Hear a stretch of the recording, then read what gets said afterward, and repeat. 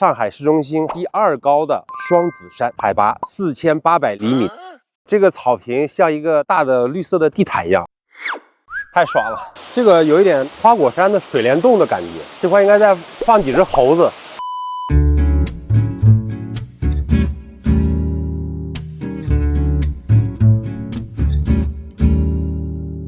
Hello， 我是魏洪涛，让我来说你能听得懂的设计。松弛感这个词儿呢，最近在上海特别火啊。上周我们打卡了最具松弛感的西安梦中心，那今天呢，我们则来到了户外，一个巨大的草皮，感受一下自然里边的松弛感。我背后的这片大草坪啊，被网友戏称为上海的阿勒泰，它是呈现了一个4级的退台，面向这个湖，躺在草坪上的人呢，都可以欣赏到湖的美景。这里边呢，还有上海市中心第2高的双子山，海拔4800厘米。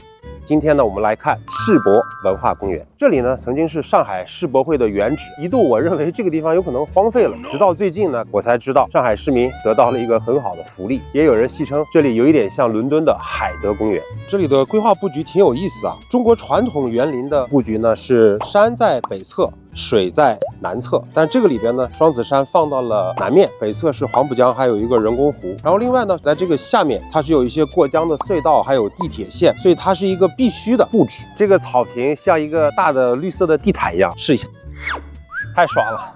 这里有一个帐篷搭建区啊，喜欢露营的朋友，这块巨大的草皮就是你们的福利。但是呢，很遗憾啊，这么大的草坪，狗狗是不能来的。这里不是一个宠物友好的公园。我身后啊，虽然是个人工湖，但是它看起来非常自然。这边有很多的芦苇荡，草坡是慢慢的就嵌入到了水里，水和地的边界非常的柔软，不像我们之前看到的铺一个大石板，很生硬的跟湖景有一个衔接。它有一个铁栏杆，上面写着防止人们掉下去。我背后呢是一个传统的江南园林，它在非常现代的公园里边增加了中国传统文化的元素。它的名字叫做深园，跟上海有非常密切的关系。感兴趣的小伙伴可以到这边来购票打卡。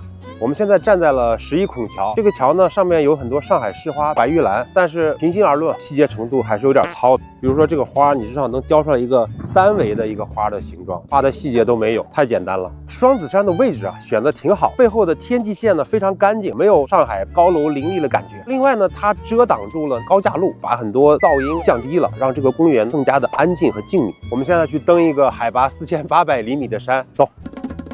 我就不理解啊，上面放了很多这种铁栏杆，跟整个的自然环境显得格格不入。看一下这个 M Stand 的整体的位置很巧妙，它是藏在了一个小山凹里。你从这条主动线过来看的时候，还是很自然的。它整体还是保护了这种自然的生态。双子山呢，其实是一座人造的山，是由巨大的钢结构来支撑。下面有1500辆车位的一个停车库，3楼和4楼应该还有几个展厅。但是呢，整个上面进行了大的覆土，种了很多的树，非常的绿色。我现在终于登上了啊双子山，看那边的11孔桥，它的倒影形成了一个很漂亮的圆。这里的景色太壮美了。我身后这个呢是上钢3厂原来生产车间的行架，现在这里呢被巧妙的做成了一个热带植物的温室。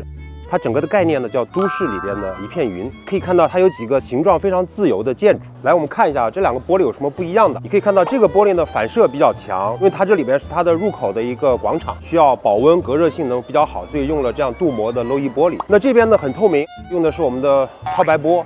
因为这个背后是温室啊，所以它需要在白天的时候让太阳光尽可能进来，极具热量，有利于这里面热带植物的生长。看个小细节，开窗了，看到没有？这种叫做被动式制冷，这下面的空气凉的风会被吸进去，然后在上面再开窗，然后它就形成一个很好的空气对流的效果。第一个馆海市沙洲，这里还是真的有一点那种感觉啊，羚羊谷，好像来到了美国。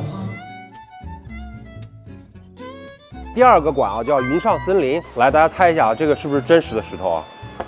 一敲是空的，应该是一种 GRC 的材料。这个玻璃太好了，可能是我见过最厚的完整的一个曲面的玻璃啊，它是为了承托这里面水的一个压力。这个有一点花果山的水帘洞的感觉，这块应该再放几只猴子，整个感觉就出来了。我们现在走过的这个呢是一个巨型的 V 字形的一个桥，它是通过这2根巨大的钢结构，然后把这个桥拉住，最远端的地方其实是没有柱子来支撑的，所以它有一种很轻盈的悬浮的感觉。这个楼梯我太喜欢了，《盗梦空间》也让我想到了荷兰版画家埃舍尔之前创作的和楼梯有关的空间的一些艺术作品。现在来到了第3个馆啊，叫云雾峡谷。整个2楼的步行的桥呢，都是由这种钢结构来进行一个吊挂。为什么要这样做呢？是因为它可以取消很多1楼的柱子，让1楼的空间布置更灵活。这边挺有意思啊，是一个儿童戏水池，小孩在这边玩。看到它，我想到了我们常州天安的沙滩泳池。这边的景观石啊，它模拟的是北爱尔兰非常著名的海岸线啊，上面全是这种6角形的方的石柱啊，它是由地壳的运动形成的，鬼斧神工。这里的感觉很不错啊，植物应该都是真的，这可不是那种假的植物。光线洒下来，这种感觉好像在《爱丽丝梦游仙境》的一个电影的场景里。